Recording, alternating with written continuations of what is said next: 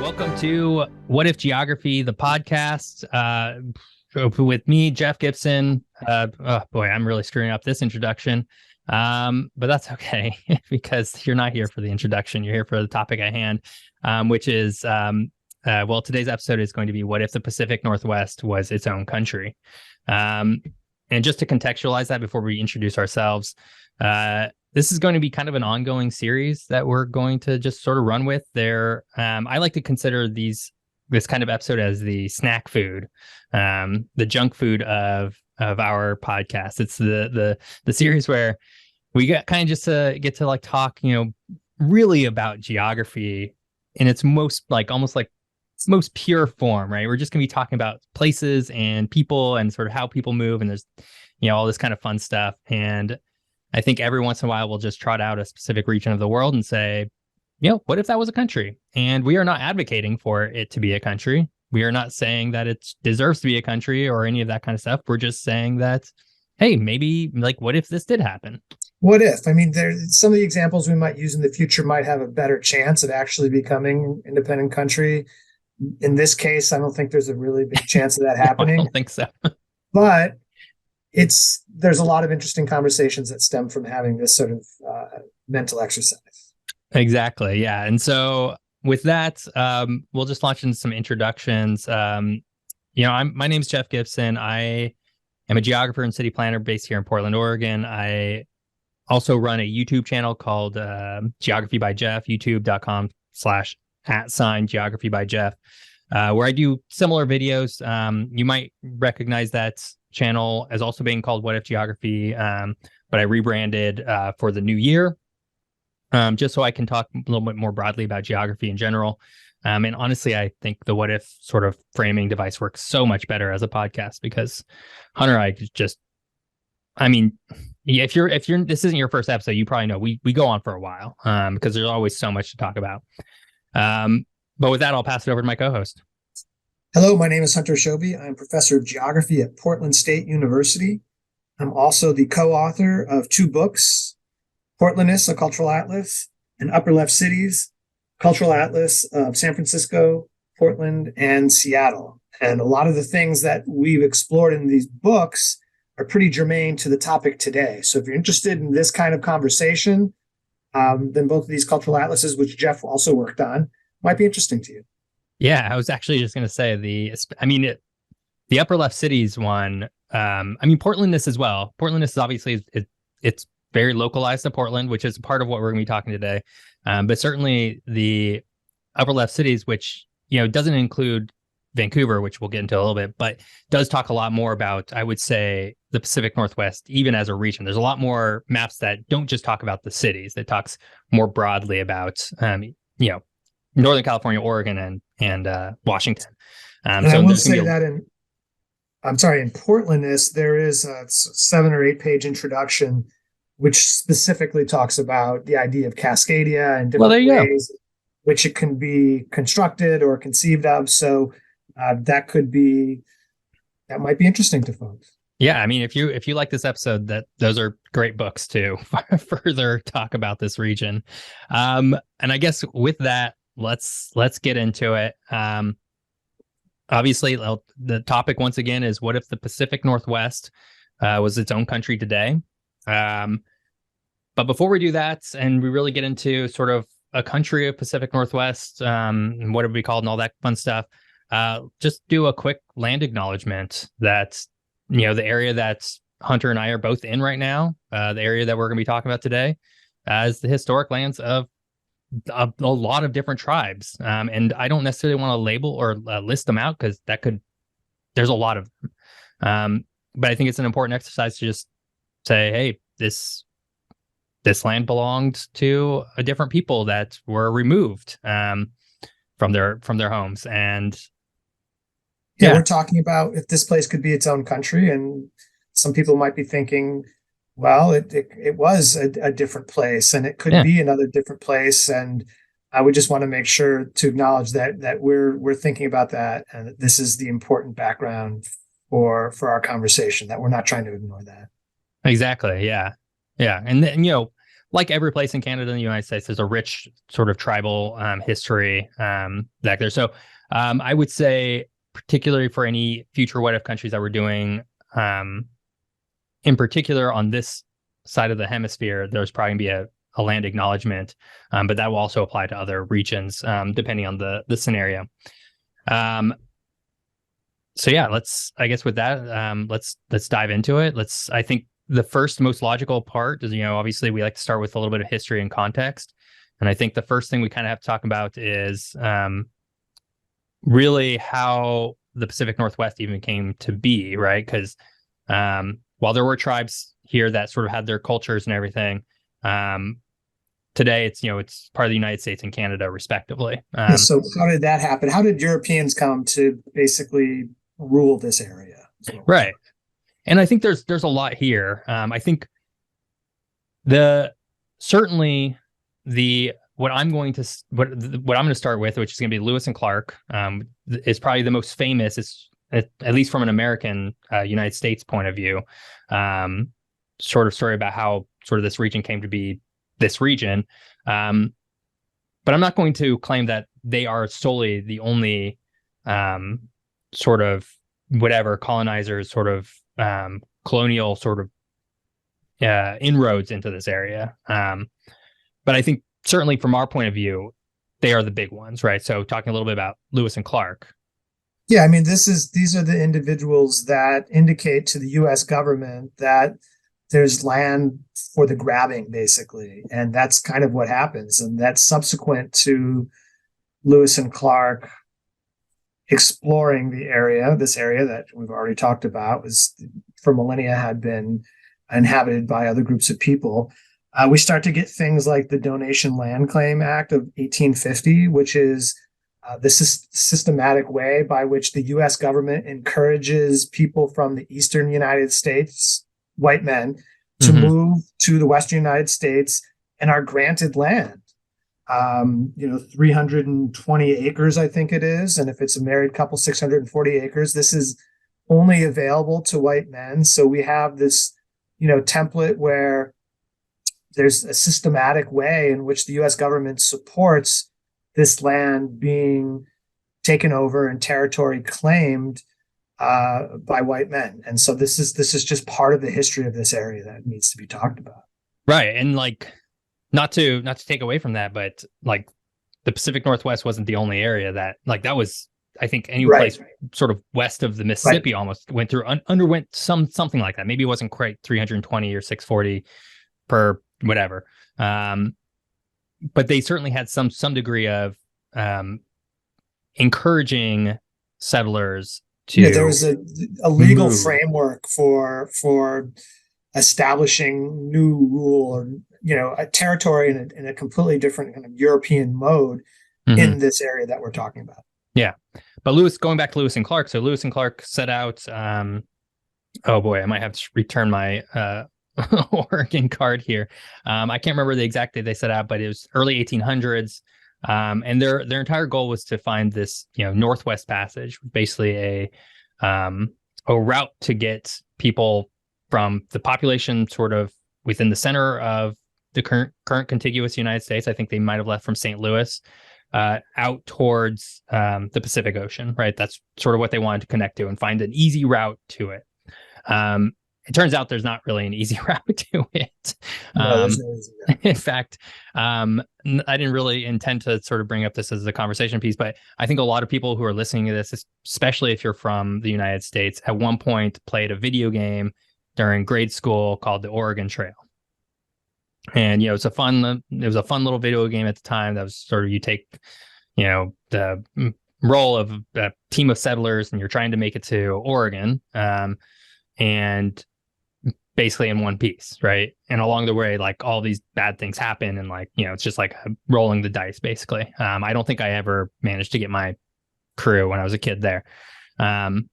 This is a game I learned about subsequently, and it seems pretty problematic in certain ways. However, absolutely. It's certainly a cultural touchstone for some people. And, I think I can imagine a pixelated word pop up, sentence that says you've died of dysentery or something like that. Exactly. Yeah. Kind of thing, right? Yeah.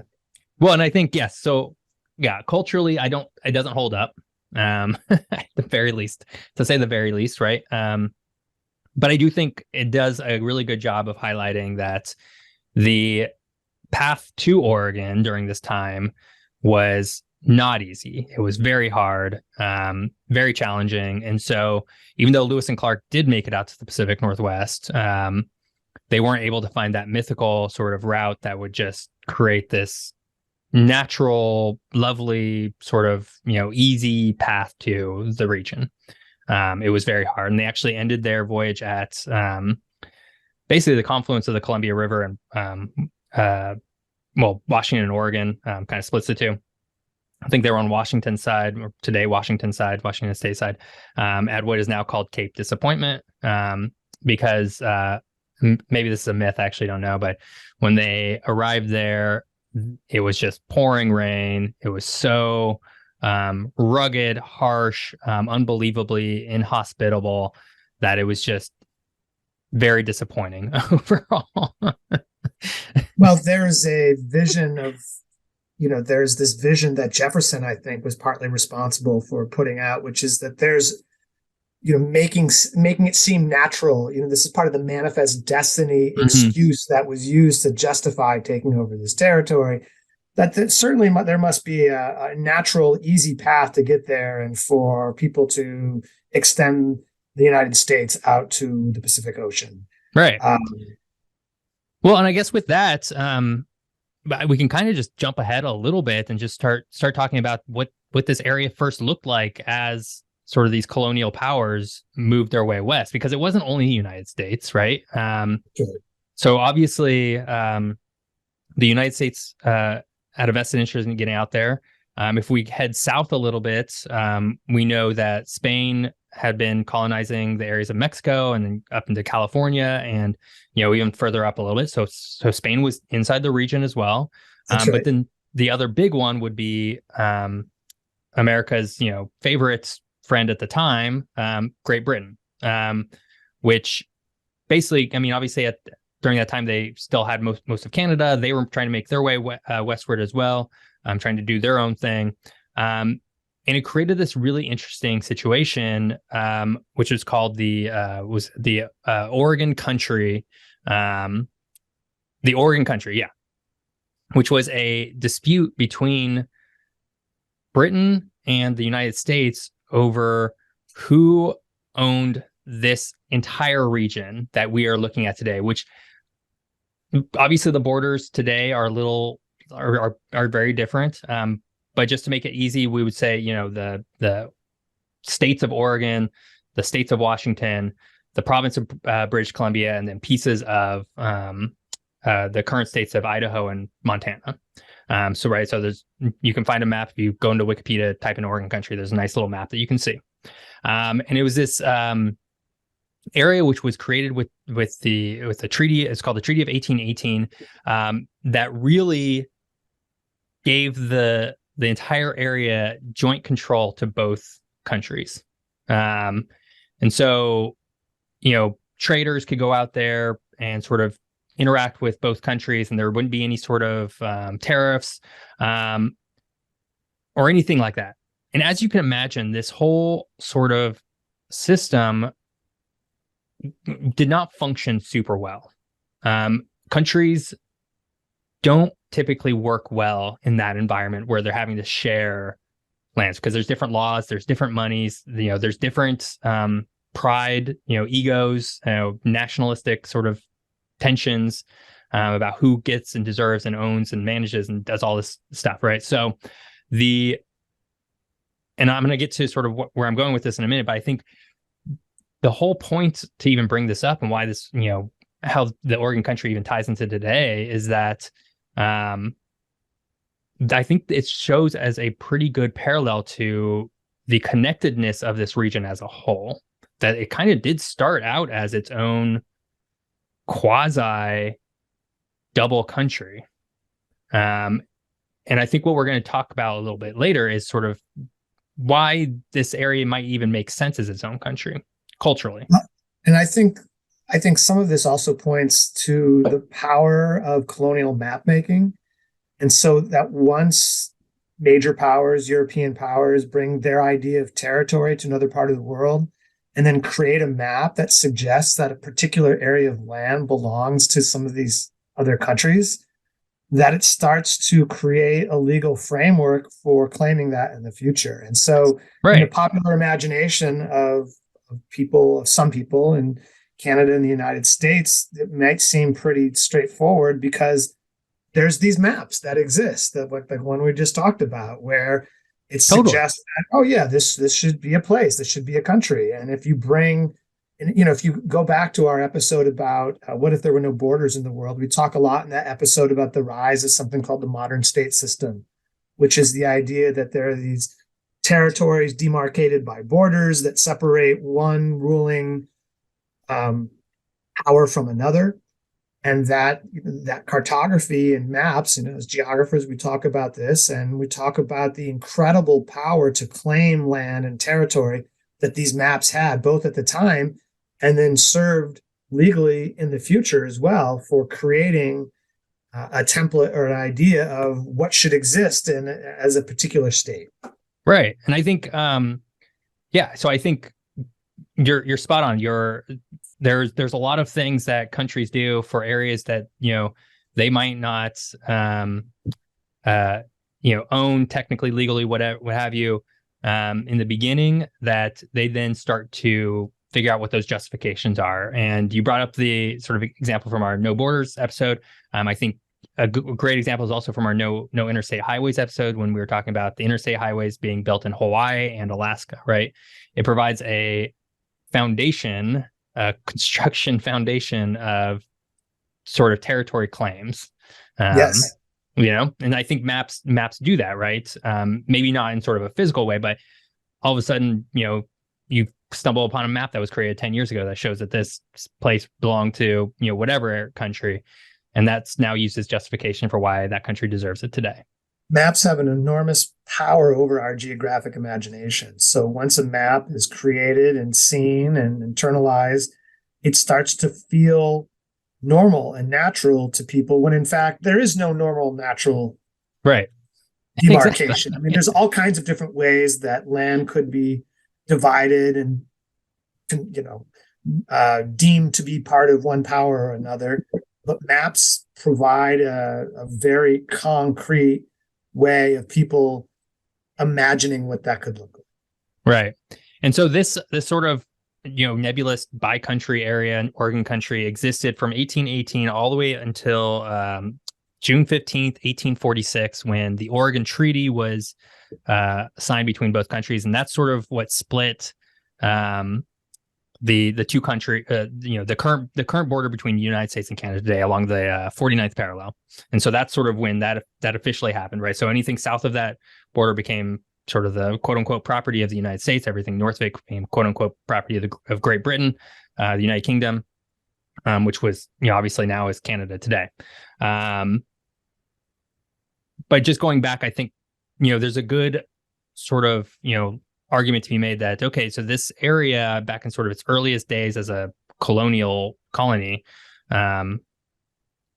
existed in this weird sort of nebulousness for quite a long time, right? We're not talking about a year or two. This was decades that it existed. And a lot of that was also, it was probably in some ways easy to just do that because there wasn't a lot of people going out there in the beginning, those first few years anyways. There wasn't a highway. You couldn't travel by plane. You couldn't really even take a ship out there because you didn't really have a harbor necessarily to land in. So I think with that, maybe we just sort of spin off into sort of what the current culture of the Pacific Northwest is today. I think we can sort of move on from history unless there's anything else that we should probably cover. I mean, there's a lot more that could be said, but but maybe, for the purposes of our theme, we can move on. Yeah. Okay. So, so let's just talk a little bit about the culture today, because I think it's a big part of what we've been talking about. So the Pacific Northwest, I think, is broadly the region we're talking about today. I think the first thing I want to clarify is that we are talking about the Pacific Northwest of the United States, but in Canada, it's actually more like the Pacific Southwest, right? Right. Their Pacific Northwest is Yukon territory. Right. The Pacific Northwest references the United States. And I'm curious, and I'm embarrassed to say this or ask this question because I have friends up in Vancouver, BC right now, if they consider themselves to be Pacific Northwest. I'm guessing no, because like we just said, it's not the Northwest. I mean, it's sort of the Northwest of North America, sort of. Yeah, sort of, yeah. But not really either. Yeah.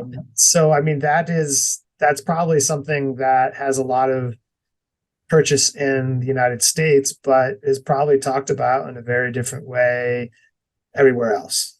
Or just with the closeness of, let's say Portland, Seattle, and Vancouver, has that sort of colloquially been adopted as well, because, the cultures are very intermingled at this point. I don't know. It's interesting. Or is Canadian, let us know. term? Maybe Cascadia is a term that's used a little bit more. Well, and let's talk about a little bit more about Cascadia, because I think this is maybe where we dip a little bit back into history. Hunter, do you want to lead us into a little bit of Cascadia talk? Where that came from? I mean, one of the reasons that Cascadia, I think, is used as a term to talk about this part of the world is exactly because it doesn't reference only the United States by saying Northwest, Pacific Northwest of the United States. And so Cascadia there's a lot of different ways of discerning what Cascadia could be. Maybe we could talk about a couple of those. One of them, and I think a popular one, is as a bioregion. Mm-hmm. And one of the people who, I think one of the first maps of Cascadia that references a bioregion was created in the 1970s by a professor of sociology at Seattle University named David McCluskey. And so McCluskey proposes this idea of Cascadia, and it includes the Cascade Range and the Coast Mountains going up into Canada, all the way up until territory off of the Gulf of Alaska. It's a pretty expansive way of looking at. It's huge. Yeah. Cascadia. I think it's the biggest of all of the sort of ideas. And it references a series of watersheds together. So that's the basic.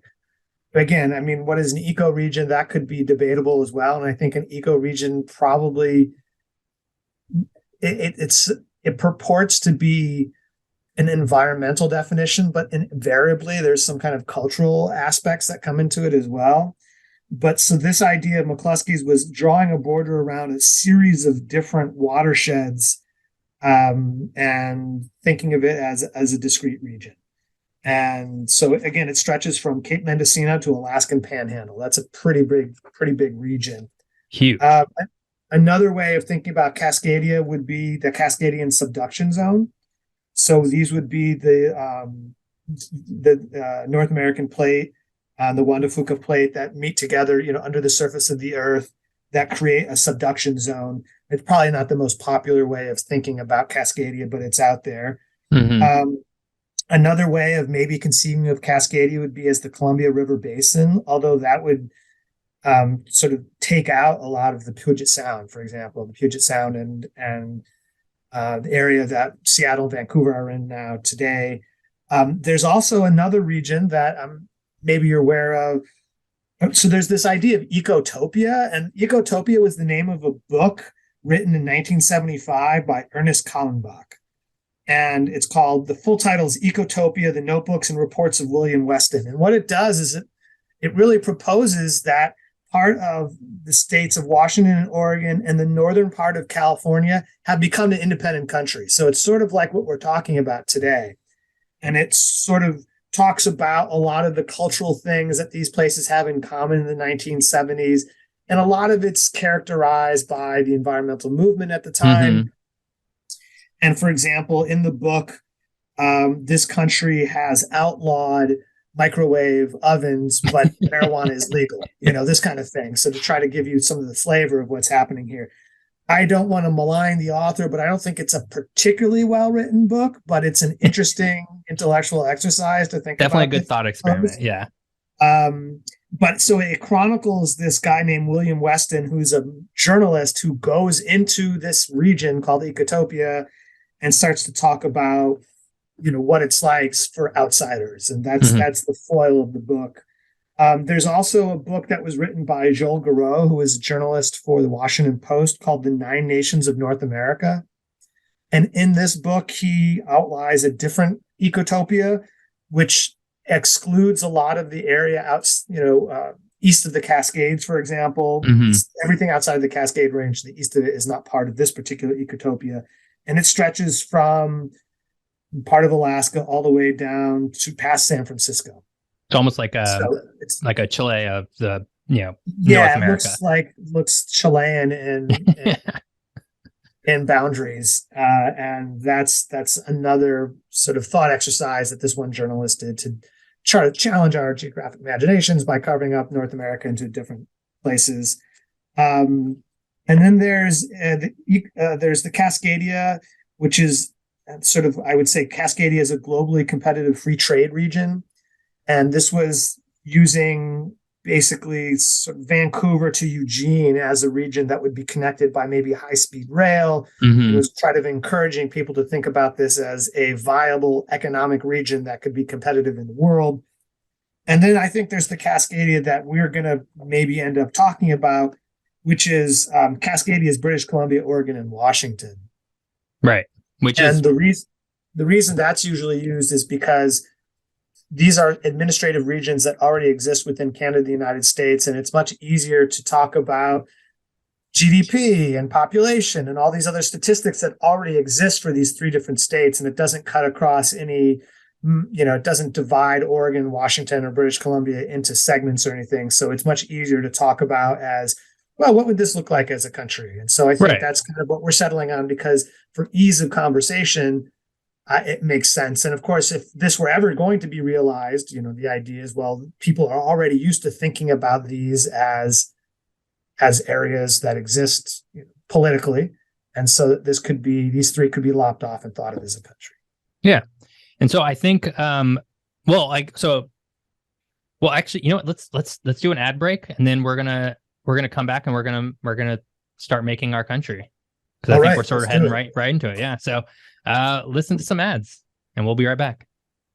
Welcome back. So we just covered a lot of history of sort of the region, not comprehensively. There's a lot that we're sort of leaving out, because this could be an entire multi-part series just on absolutely just on this region. And I think you're probably gonna get that from a lot of these what if country episodes. It's like, we're only gonna be able to talk so much about sort of the context behind it. And that's just sort of limitation of it. But now we're going to get into, we're going to make our country. And then we're going to sort of get into sort of what that country would look like before we sort of launch into our what ifs. But before we even do that, I wanted to just throw in a really quick caveat here. We are not talking about how these countries might come into existence. We're not going to talk about how Cascadia might become its own country. There's a million different ways that it could potentially happen because of various scenarios out in the world. And frankly, I don't really want to dive into that all that much. It's also pretty unlikely. I think it's fair to say that unlikely this would happen. So instead of spinning on these, what kind of conditions politically and economically and culturally that would have to exist to make this an independent country, let's jump to the part where we're talking about, what if this existed as a country? Right. And I'm also, just to finish the caveat, I'm also, we're not advocating for these places to be countries necessarily. There might be, in various regions, there might be a logical reason for there to be a country, and that's fine. But I don't think Hunter and I will ever be advocating one way or the other. No, this is not to argue for the existence of something. This would be to say, if this were to exist, what would it look like? Exactly. What would change? Again, this is a thought experiment. Exactly. So with that caveat, we can jump back into the fun stuff, which is, let's make our country of Cascadia, or Pacific Northwest, or Pacifica, or whatever you want to call it. And so we just sort of launched into sort of these different ideas of what Cascadia look like. So let's do a really quick high level overview and maybe a critique of each. So I'm gonna basically introduce sort of three concepts that are probably the most popular concepts that you'll see floating around for people who have this idea, this fantasy of a country here. And so the first one is that bioregion. And so honestly, if you go and you Google Cascadia bioregion, probably one of the first things that's going to pop up is a map. It's like Google Images or whatever of this this country or these boundaries that, it's very squiggly and sort of like loops around. And this is probably the one that is probably most talked about as sort of the quote unquote boundaries of the country of Cascadia. And it not only includes large parts of British Columbia and Oregon. I think it doesn't include all of both of those states. It includes all of Washington state. All of Washington, I think. And then it includes parts of Montana, Idaho, and Northern California, and maybe some of Alaska as well, like around Juneau. I don't have the map up in front of me, but I think that might be the case. And so it definitely, I think it would include Juneau for sure, and go a bit further north than that even. Yeah. Oh, really? Also, like up into like maybe like proper Alaska. Yeah, not as far as Valdez, but almost actually it would go further north than that off the coast. Again, I'm looking at David McCluskey's bioregion map. Right. But yeah, it's somewhat extensive. Mm-hmm. And so I think this one is often used most within sort of, whatever online internet culture or popular culture or whatever, as sort of this idea of a country, probably because it has sort of, this author who has written about it for a while now, since what you say, the 1970s. So it has some history behind it, right? We were talking about sort of the power of maps, right? So it has that history already. I don't know of another country, and if you do, correct me if I'm wrong. I don't know of another country that is sort of just purely defined by its bioregion. To me, that makes, and I've heard the like logic of like, well, those should be the boundaries because it's a bioregion. I'm like, well, a lot of countries aren't. Most countries are not within a single bioregion. I guess maybe the United Kingdom is, but they're an island. I guess island countries would probably be the closest, but this is not an island. So yeah, I think one thing that pops up in my mind is the Gambia in West Africa, which is largely situated on either side of the lower reaches of the Gambia River. So it's not quite a bioregion, but it's a country whose borders were drawn by Europeans to largely to largely match the relationship with the river. Right. So, and I mean, we could go throughout the world and there's sometimes rivers are used as boundaries and sometimes mountain ranges are used as boundaries. But I would agree that can't think of too many places that, other than island states, that have been established based on the idea that it's a bioregion. Right. And they probably weren't even established based on the bio. It's just that it makes for there's a natural boundary, right? An island becomes its own island, or an island is its own island, therefore it's its own bioregion, therefore, it becomes its own country for a lot of different reasons. And I think that's what's attractive to people of thinking about the bioregion idea at Cascadia, is it suggests that there's a natural way of dedetermining this, which I'm not suggesting is the case, because I don't think I agree with that very much. Yeah. However, I think it's an attractive idea to people. Yeah. So that would be my main critique of that sort of those sort of borders. I think the other one that I sort of seen floated around before we sort of get to what our country is going to be is really more of the idea of ecotopia, but maybe altered a little bit, where it's really just this area of west of the Cascade Mountain Range, which, if you're not familiar with the Cascade Mountain Range, is basically the mountain range that separates the states of Washington, Oregon, the province of British Columbia in half, right? So there's the western half, which then is along the coast. So it sort of takes the area west of that. So from the coast around Eugene, Oregon, and then basically just follows the Cascade Mountain Range up to Vancouver, British Columbia, and back down. Might include Victoria and Vancouver Island. I'm not sure. I can't remember off the top of my head. I think the logic here, the argument here, is that those areas culturally are so much more aligned than their eastern counterparts, which can be more rural, more agrarian, more conservative, that kind of idea. They're connected by a highway already. Connected by a highway. We talked about how it could potentially be connected by high-speed rail, and actually that is, funnily enough, that's going to be an episode that I'm going to be talking about on, actually by the time this comes out, it'll already be published on my YouTube channel, of high-speed rail in the Pacific Northwest. Interesting. And so there's some logic there. Culturally, I think it makes most sense. But what we're going to settle on is we're just going to use the current administrative boundaries of Oregon, Washington, and British Columbia, which are also talked about, because not only is it easy for us to talk about, right? We can pull up these stats pretty easily. I also think, while we've had an entire episode on sort of the what if there was no borders, and sort of the how borders don't really exist all that much, certainly within nature, they're not natural. I do think that administratively, if this region were to become its own country, it would be easiest to still follow along the predefined administrative borders. I've never made my own country. I don't know if that's true.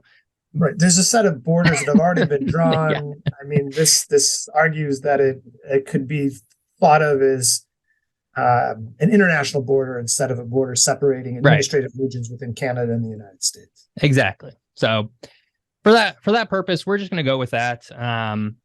Again, there's a million ways to sort of think about this place as its own country, but that's sort of what we're going to go with. So, leave a comment if you disagree, and that's fine. You're allowed to disagree. So we should be able to disagree in society, right? Like, disagreement it's okay, and it doesn't have to be a big heated argument. It could be like, well, no, I see things differently, and that's that's part of what we're trying to do here is create an atmosphere where people can have conversations about things and disagree, and that kind of being okay. Yeah, absolutely. Yeah, our Cascadia does not have to be your Cascadia. For example. Yeah. So with that, let's get into some sort of what our country would look like, right? So I always like to start off with sort of the size of the country. So just right off the bat, I've already pulled together sort of what our size would be, and it would be roughly about 534,000 square miles. And that you might not have any sort of context of what that looks or feels like, but that's a really large country. And to give you some perspective, it would be about the same size as the current countries of either Mongolia or Peru. So if you sort of hop onto Google Maps right now, you can go and sort of look at what those countries are. They're both sizable. Yeah. They're not like, they're not Russia or Canada, which are, the top two largest countries, but well, actually, so I can give you sort of where it would fall in terms of, global size. It would be the 19th largest country in the world by size. And it would be the 4th largest in North America. So it would be behind, obviously, United States and Canada, and then behind Mexico. And then it would be our country of Cascadia. So a lot of area, a lot of room. Not a small country at all. And which I think makes sense. And I think British Columbia is larger than both Washington and Oregon combined. So I think most of that would be on the Canadian side. That's for sure. Yeah. And so with that, I think now we can talk a little bit more about sort of the population who would sort of like live inside this country. And we're going to get into sort of the what ifs about sort of, because we're going to talk sort of in this section while we're making our country about sort of like population and, cities and economy and all that kind of stuff, as sort of setting a baseline. And then we're going to sort of break them out a little bit more and really break them down when we get into our what ifs a little bit, because things would absolutely change. So think about everything that we're doing now as just sort of, we're establishing our baseline. This is like, if today this happened, this is where we're at today. And so moving from our size, if we go into our population, it's a really big country in terms of size, but it's actually a pretty small country in terms of population. So in total, this country of Cascadia would only be about 17 million people. There are cities that are larger in terms of population. It would be, I think Mexico City would be larger in population. For sure. I think New York City might be larger in population if we take the metro area. Maybe the metro area, but certainly not New York proper. Not New York proper, but yeah, like the whole metro area. But anyways, I think all that's to point out is that huge area, small population overall. Although there are many countries that don't have 17 million people in. Yeah, but that's true. So it wouldn't be the smallest country in the world by population by any means. No. In fact, it would be the 69th per my statistics. So, and listeners, there are about 193-ish countries that are recognized by the United Nations right now. So that's 69 out of 193. Yeah. So I guess to contextualize this a little bit, our country of Cascadia, which is the 19th largest in the world by size, would actually be, they would have fewer people than the Netherlands does today. And the Netherlands, so our country is about 10 times the size of the Netherlands. So I mean that gives you sort of the scale we're operating at here, right? And I even broke it out by density. So Cascadia would have roughly 32 people per square mile, whereas the Netherlands has about 423 people per square mile. And the Netherlands is one of the most densely populated countries in the world. Yeah, exactly. So it would be, I think all this is to say, and we've talked about this in a previous episode, is that there's a lot more room for people in this region, right? People we often in the region don't want to hear about that necessarily, or would not like to see that increase, but this is a part of the world that could probably support a larger population. Yeah, it could. Yeah, I mean, it could probably support a larger population. There's the space for it. I think there's the resources, all that kind of stuff. I think the other sort of comparison here that I usually like to make in terms of like size and population is our next door neighbor, which would be Canada, which is only about 35 million people. I don't know, have it off the top of my head, but somewhere around there. And they, this would obviously be taking some population away from Canada because British Columbia would be removed. But they're also, they're a very large country with a very small population. So I think there's some comparisons there to be made. Yeah. 38 million, looks like. They're what? 38 million. 38 million. There you go. So 38 million people minus the, probably, I would say 4 or 5 million. 5 million people and I think in BC. Yeah. Okay. So minus the 5 million people from BC. Close to 6 maybe. Yep. Yeah. But obviously, we talked a lot about population and size, these people are not all situated, everywhere across the country, right? We said, there's only 32 million or 32 people per square mile. That's if like people were distributed evenly across this entire land. And obviously that's not the case, right? So if we're talking about sort of the cities, the major cities, obviously there's Portland, Seattle and Vancouver, BC, which we'll talk a little bit more about in detail, but there's also a bunch of other cities that maybe get sort of lost here inside the conversation of sort of this region in general, sort of our mid-sized cities, which would be, your Eugene, Oregon, your Bend, Oregon, your Medford, Oregon, your Spokane, Washington, your Vancouver, Washington. Most people, obviously Hunter and I know a lot about Vancouver, Washington, because they're kind of inside our metro area here in Portland, but, certainly on the global stage, not a lot of people know that there's a Vancouver in Washington state. Your Aberdeen, your Bellingham, Washington, your Kelowna, I think I'm pronouncing that right. British Columbia, your Victoria, British Columbia, which is also the capital of British Columbia. So there's a bunch of cities that contain a lot of this density and contain the vast majority of these people. In fact, if we just look at Portland, Seattle, and Vancouver, and we're talking about our metro areas, so Portland has about 2.7 million people. Seattle has about 4 million people. And Seattle would include Tacoma in terms of their metro area. And Vancouver has about 2.6 million people. So if we pull all of our people together, just these 3 metro areas, that's over half of our country, of Cascadia. So it's not as dense as sort of a country like the Netherlands, but it is definitely much more dense, right? Populations would still be centered around these 3 areas, by and large, and then our mid-sized cities. And I think this is just where I wanted to sort of talk about sort of this idea of a primate city, and a country that has a primate city. And so it's a fun geographic concept where a primate city is a city that is overwhelmingly culturally, economically, and in terms of population dominating a country, right? So if you look at Mexico City is 20 plus million people. The next largest city, I believe, is Guadalajara, which is, I think, around 4 million people. And so we can see the disparity there, right? It is overwhelmingly dominating the state of Mexico in terms of its power.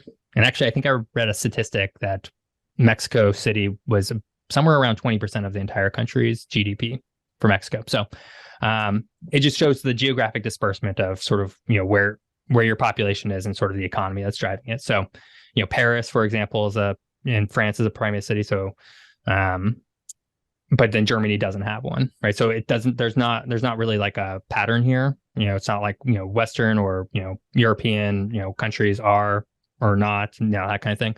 But I always like to sort of call it out as like an interesting thing. So our Cascadia would not be a primate city country because Seattle, which would be the largest city or metro area, would only be about 33% larger than Portland or Vancouver. So it doesn't have one city that sort of dominates politically and economically like some other countries have. And there's, as you said, there's a bunch of examples throughout the world. Yeah, and I think geographers, I've seen debates like from geographers of like, whether having a primate city is a good or a bad thing. I don't really think it's necessarily either. It's kind of an old school geography concept. I think so. It helps describe a place, right? It helps describe a place. Yeah. I think for my thing, it's just interesting to see like, where are resources being pulled to, culturally, economically, that kind of thing. But again, I don't think it necessarily is a negative thing if you are a primate city country. I don't think it's necessarily a positive thing. I think it's still largely depends on your individual country and sort of other factors that go in. But all that's to say is roughly half of our country of Cascadia would be based in these three cities, which does cause a power imbalance, right? And I think we see this play out in sort of like our state scale, right? Here in Oregon, people who don't live in Oregon are constantly complaining about, or people who don't live in Portland are constantly complaining about Portland within Oregon, right? Because there's that perception that Portland gets, so big. Yeah, if you live in a smaller community, if you live in a small city that's a bit further outside of Portland, you're feeling probably that decisions that are made by people who live in Portland, Salem, and Eugene, have a lot to do with the way the state of Oregon goes. Yeah. And so that's the argument. Yeah. Yeah. Rightly or wrongly. It is what it is.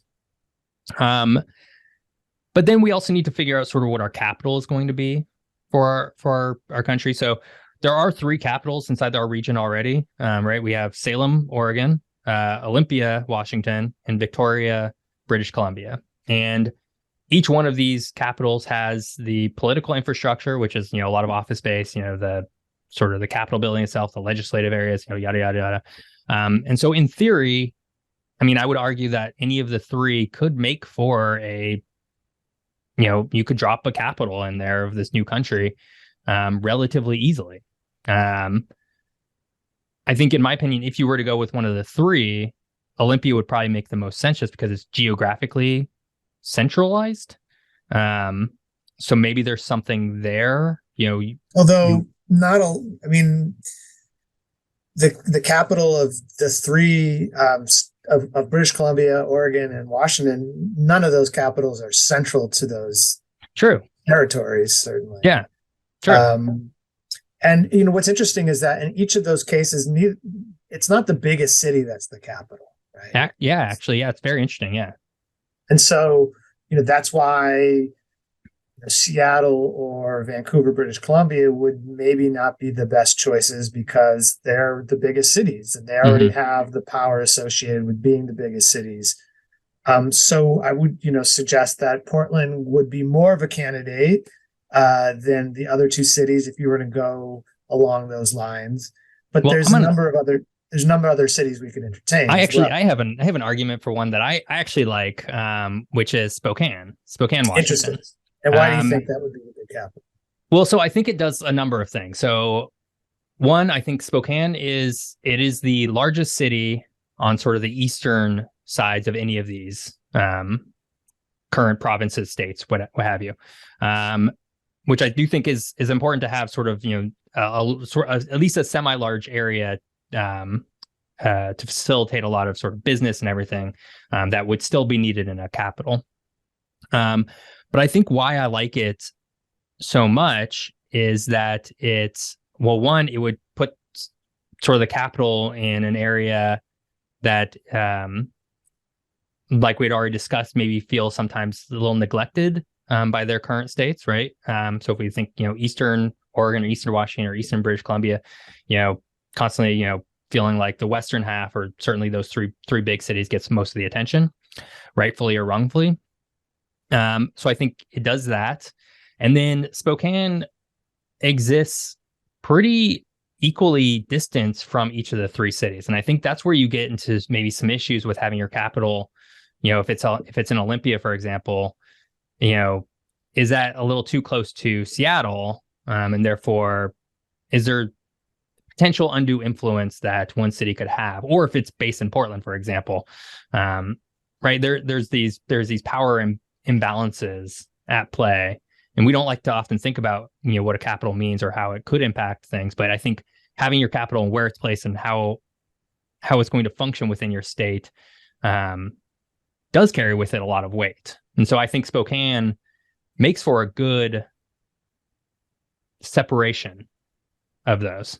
But I'm curious what your thoughts on that. I mean, I don't think I've thought about this as much as you have. I've maybe thought too much about it. Bellingham, Washington would be an interesting choice, I think, because it's pretty close to what would have been the border between. That's true, yeah. Canada and the U.S. part of this.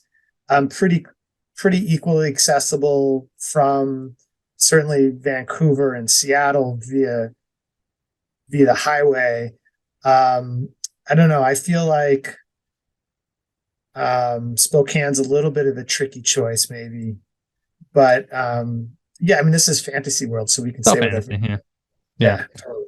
And nothing more is dependent on this video for us figuring out where our capital. But I think there's definitely an interesting. It's a fun thought experiment, right? Where would this thing be, right? Because it would have to go somewhere, right?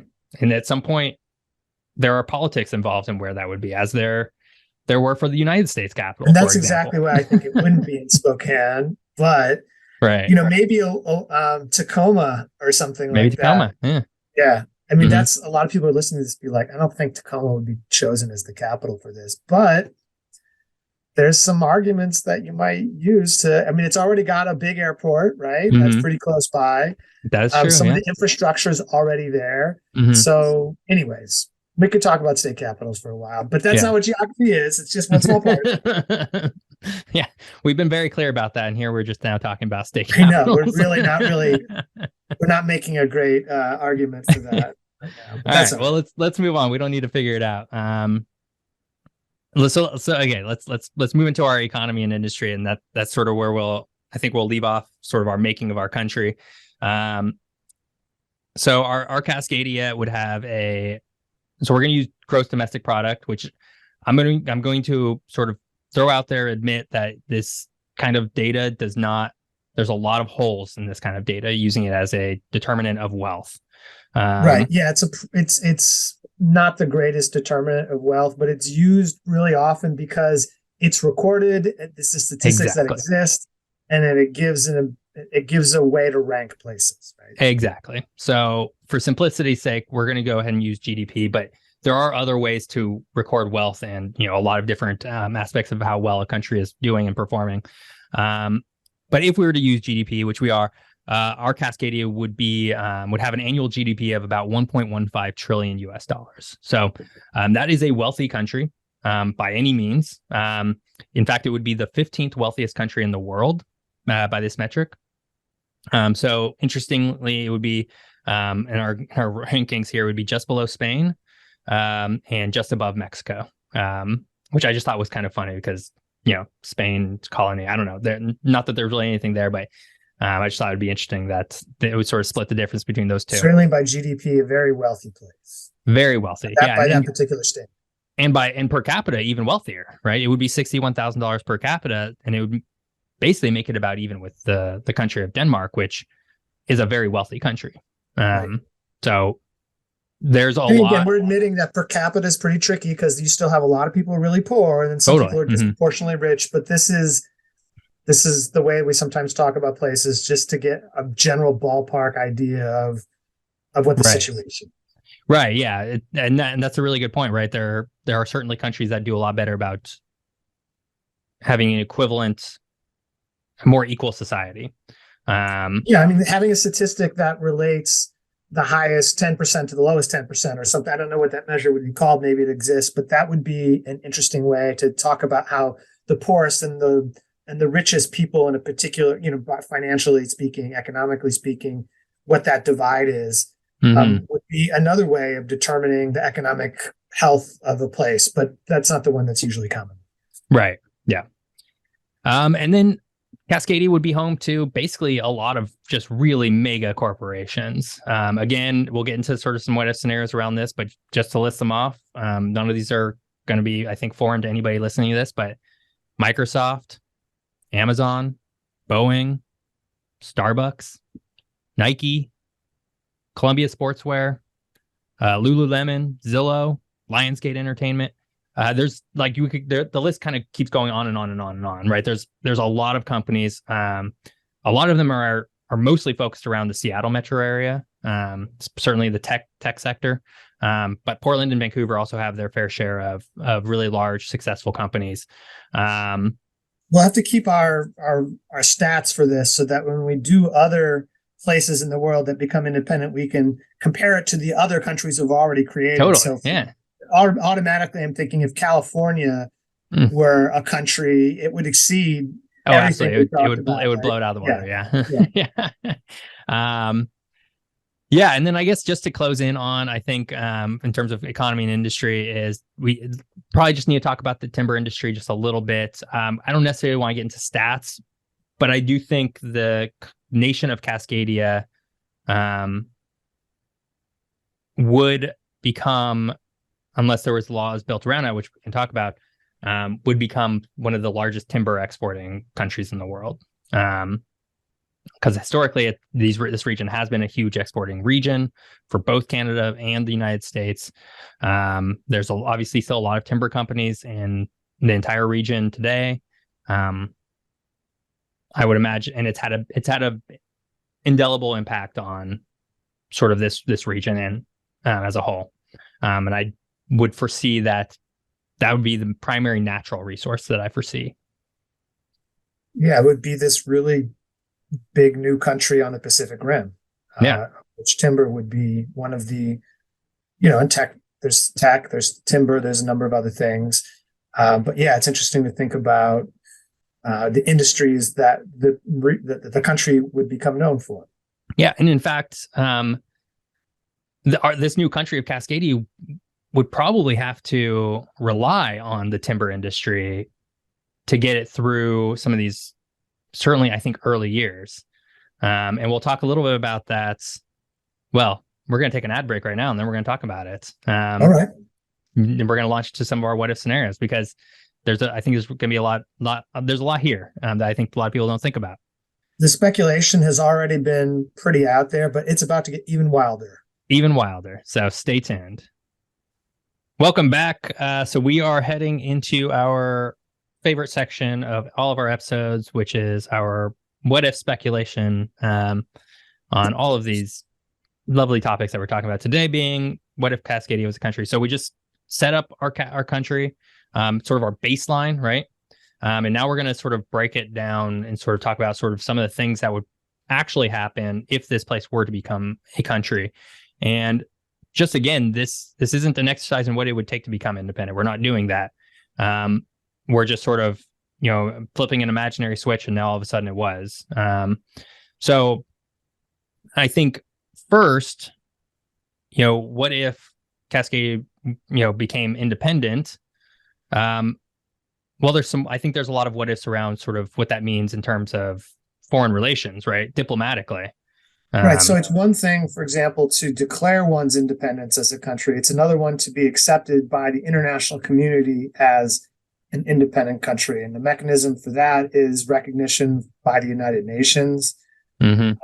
So yeah, that's the distinction there, because a place can declare itself independent, and places have, right? But it doesn't mean that they're recognized as independent or functioning as independent countries, right? And I think so. I have an example here of Kosovo, and this is not to take away from I'm not calling Kosovo imaginary to any degree. I just think it does create a good comparison, because, or at least a good example. Sorry, because Kosovo, they have declared independence. They are recognized by, what was that, 107 different countries? 117 countries have 117 countries out of 193. This is as of 2020, so there might be a few more. Yeah. But all that's to say is that it's still not operating as it's a fully independent country in the same way that, let's say, Spain is, or let's say Saudi Arabia is, or Thailand, right? It is very much still trying to gain that recognition. And so, what if Cascadia declared independence today? It's like, okay, well, great, you can declare anything you want, but what does that actually mean, right? Right. And I think the reality is that it doesn't actually mean all that much. And certainly, at the very least, you would need good relations with your now new immediate neighbors, which is definitely not a guarantee. So, right, the United States and Canada, historically, countries don't like to lose land. Yeah, no, that's the big thing. Countries don't want to see parts of their population, part of their territory, part of their economy break off and become independent. And so, I mean, that's, we said we wouldn't deal with this too much, but at least have to sort of indicate why it's so hard for a country to become independent. Yeah, absolutely. Yeah, I think it's, it's very, very challenging for something like this to happen. Kosovo is a good example. South Sudan is also a good example of countries that are figuring out how this could potentially even work to varying degrees of success. Well, South Sudan, I think, has been recognized as it has. Yeah, I think they're farther along than Kosovo. I know there are still some issues, and I think I'm getting to the point where I'm talking out of my expertise here. I know they underwent a process that was painful to some degree. Just the diplomatic part of it. There was a war that led to this. Well, I'm just talking about the diplomatic part of it.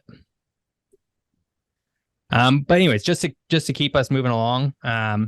So the UN, incidentally, just does recognize South Sudan as a member of the international, community of countries.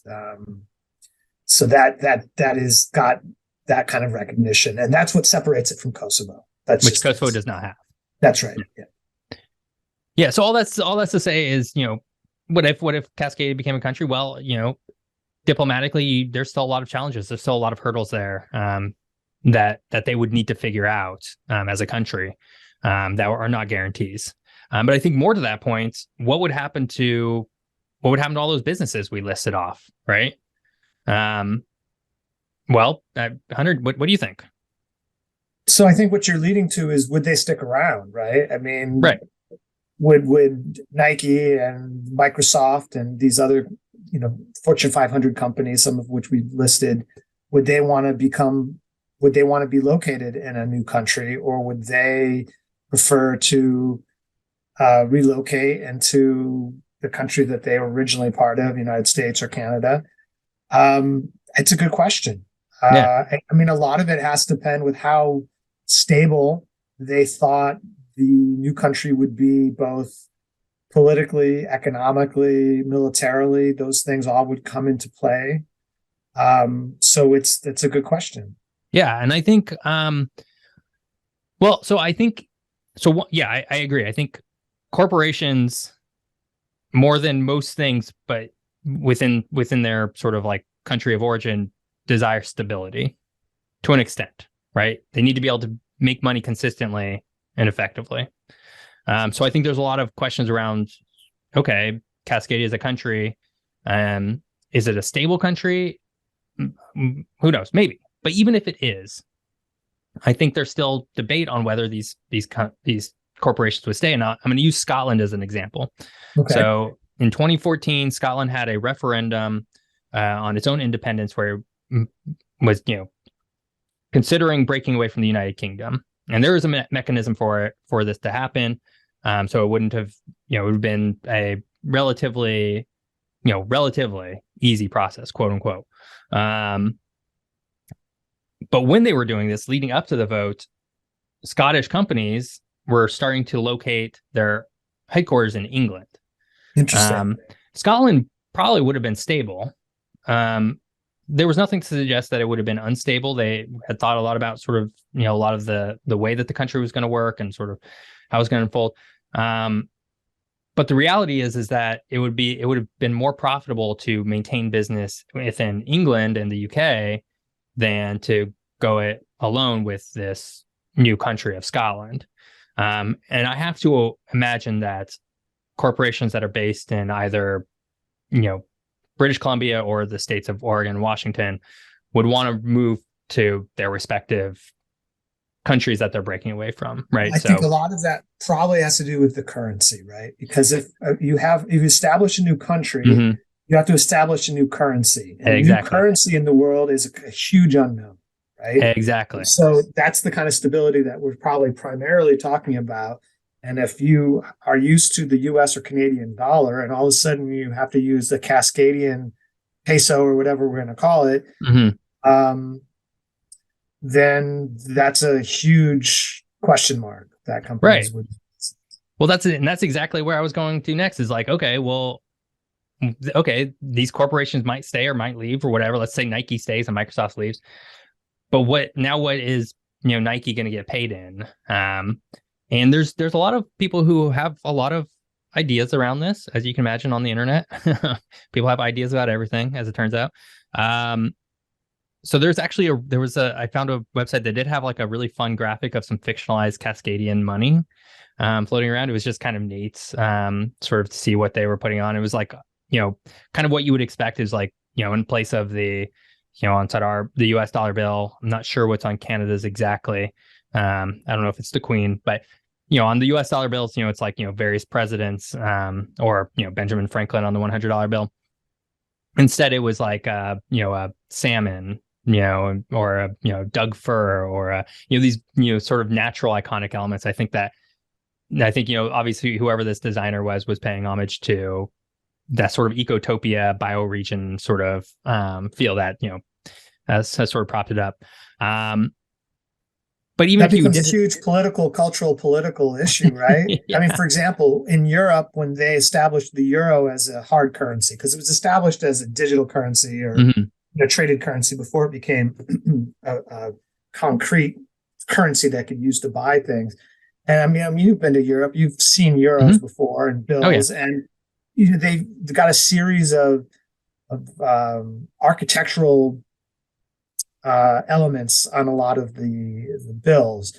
And it turns out that none of them correspond to actual places, because to choose, an iconic part of France or Belgium or Italy or one of the other parts of the EU would be to privilege those particular places. So they had to design a number of elements that look just vaguely European that they could put on the money in order not to get, so that people would agree what they could use. So that would be interesting to see what kind of compromises would have to be made to choose symbols that would become known for broadly for Cascadia, but then specifically for the currency itself. Right. So like, the Space Needle probably wouldn't be on a currency, would be my guess. Yeah, maybe not. Yeah, yeah. Or, I mean, and honestly, there's probably a debate, and like, does there even need to be a hard currency? Like a cash, right? Like a dollar bill, for a country that's emerging, in 2020, whatever, 2022, if this I happens. mean, they could agree to use the US dollar or the Canadian dollar. They could, yeah, or they could, right? There are 12 other countries in the world that use the US dollar either as a primary or a functioning currency. And so that could continue to be the case, right? And again, going back to Scotland, that was their big debate too. Do they go with the European Union, a euro? Do they stay with the British pound, or do they create their own currency? Historically been a very strong currency. Mm-hmm. Yeah. And there's advantages to both, right? The biggest negative for Scotland, I think, that I read, keeping with the British pound, is that, okay, now that you're an independent country, but monetarily you're still beholden exactly to whatever. Right. That's sort of almost partially defeats the purpose of becoming independent. Partially defeats the purpose. Yeah. So in the same vein, Cascadia still, let's say you use the US dollar. Does that then partially defeat the purpose at all? And well, yeah, probably. But at the same time, maybe some of these corporations stay around for a while longer because, depending on the levels of stability, maybe it's not all that different. And I've heard some people, some new country, Cascadia country fantasies, I think with any country, float around crypto as this, magical, mythical sort of, currency that can be used. And I just kind of roll my eyes because we don't need to get into it, but yeah. I don't know tons about cryptocurrency, and maybe that's a future episode just to learn more about it. I think my sense is that has not really established itself as having the kind of stability that a new country would want to have. Oh, absolutely. Yeah. I definitely don't think it's, I think I'm not super into crypto, and I also don't know that much about it, but I have seen some of the headlines around sort of the markets and how, right now it's in the sort of a lot of turmoil and whatever that means. And so I think all of this is leading towards maybe like the biggest what if is, would people actually stay in this fictionalized country, right? We talked about the 17 million people, 4 million in Seattle, 2.5 million in Portland and Vancouver. And then, the other 9 million, in various other cities around the region. Would all of these people stay? And I think the easy answer is, would all of them stay? No, absolutely not. How many of them would stay, I think, is up for debate. Because I think if we look at, Portland and Seattle, right, the major cities, how many of those people have moved there, within the last few decades? How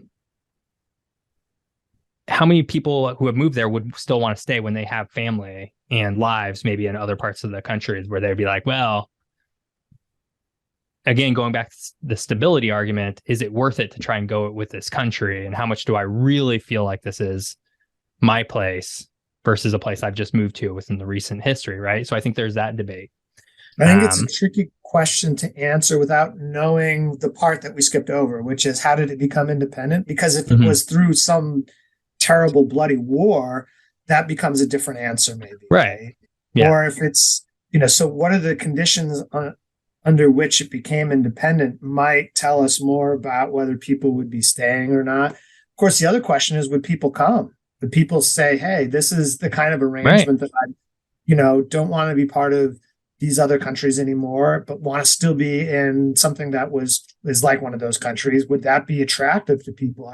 Again, I don't know, but yeah, it could be. I think, I would probably agree that there would probably be a net loss of population, but who knows?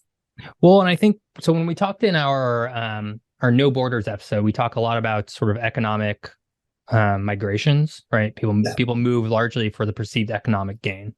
That's right. And while we can't really answer a lot of these questions, I think generally the logic behind a new country starting up is that it's going to be, for at least a period of time, poorer than it was when it was part of the larger whole. I'm not going to say broad-based that applies everywhere equally. I'm just saying generally, like, right, if we take Scotland, they had a they had models that showed that, okay, there was going to be a dip.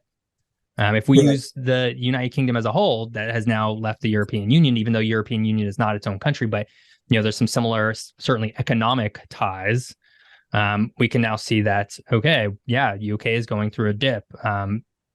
Well, part of it relates to the thing we were just talking about a few minutes ago, which is that if Nike and Microsoft move out of the region, then the people who work there will move out of the region, right? They're not, unless they're allowed to work internationally remotely or that attached to where they are. The big question is, are there jobs? That's the question that underlies a lot of this, is what kind of jobs are available to people in this new country, in this new configuration. And if there are opportunities, then people will stay or come there. But if there's a lack of opportunities or diminished opportunities, that might mean that people are leaving. Right. And I think then that goes back to, okay, if all this is happening, all Nikes and Microsofts and Amazons all leave, yeah. I think then this goes back to, okay, well, this region is now heavily sort of dependent on its natural resources, timber. And I think then that starts to change a lot of the makeup of what makes this region the region itself, right? That's a cultural shift that goes on. So, again, a lot of people have like these fantasies about this region, or for Cascadia specifically, or just a region, about what it would look like independent. And I think the end result is often that it's not going to look like what you think it's going to look like. And maybe we can just touch on this very briefly. But we don't really need to get into it because I think we're heading towards the end here. But I think there's a lot of what ifs around. Well, what are the countries that exist, or sorry, not countries. What are the laws that exist within this country? What do they look like? How do they function? What does the government even look like? Does it take this new country that's made up of the Canadian government and the country that's made up of the U.S. government? Is it a parliamentary system like Canada is, or is it a representative republic like the U.S. is? There's not really an easy way to sort of answer those questions. And I don't really think we have to, but I think they are questions just to think about and just sort of let float out there in the ether.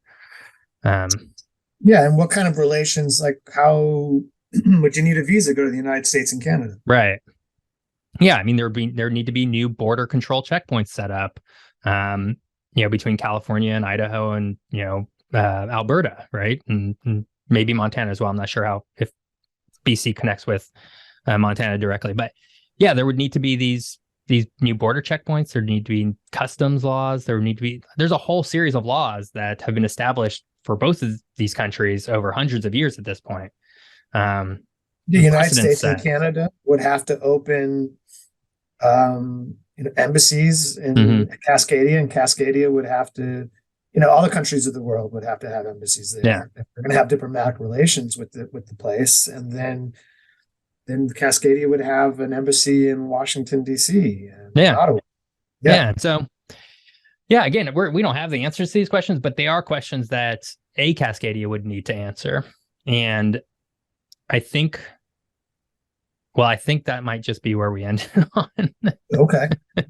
I don't know. Do you have anything else you want to talk about? Well, I was going to say, where would the Seattle Kraken play? But there's already Canadian teams in the National Hockey League, right? And so the same thing with Major League Soccer and the same thing with baseball. But yeah, you start to think about culturally how things would shift a little bit and what the differences would be. Right. But yeah. Yeah, it would be that's just one small aspect of culture, of course, but one that we think about sometimes. Right. Yeah, no, it's creating a country is definitely an exercise in what ifs. I think it might be the closest and the most pure form of, well, what if this? What if that?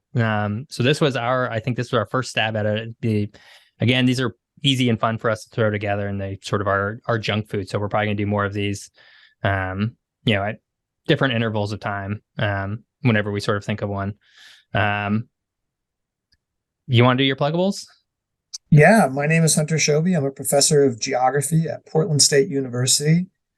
I've co-authored a couple books with David Banis that relate directly to the topic of the day. The first is Portlandness, a Cultural Atlas, and the second is Upper Left Cities, a Cultural Atlas of San Francisco, Portland, and Seattle.